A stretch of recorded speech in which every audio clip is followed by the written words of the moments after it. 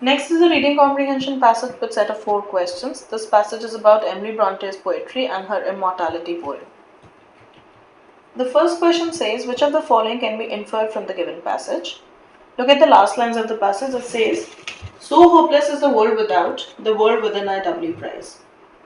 Were it not for the realization of God's presence within, the narrator would remain a coward soul. It is this divine dwelling which calms the soul. Hence, option A will become the correct answer, which says that failing to discover contentment in the fragmented world, the soul must find God within itself. Option B is incorrect because of the second part of the option, which says, but also man dwells in God. This has not been given in the passage. Option C is incorrect because the dependence of the existence of man and God have not been talked about.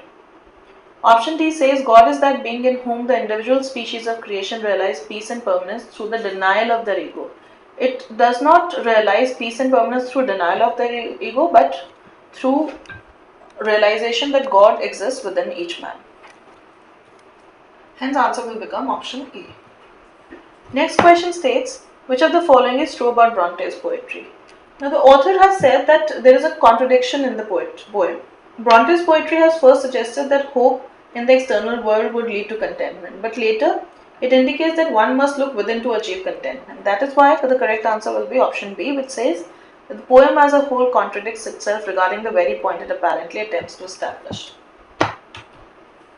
The next question is about the tone of the author. Author attempts to analyze the poem. It talks about the contradiction, the meaning of what Bronte want to say in the poem, and that is why the correct answer will become analytical, which is option B.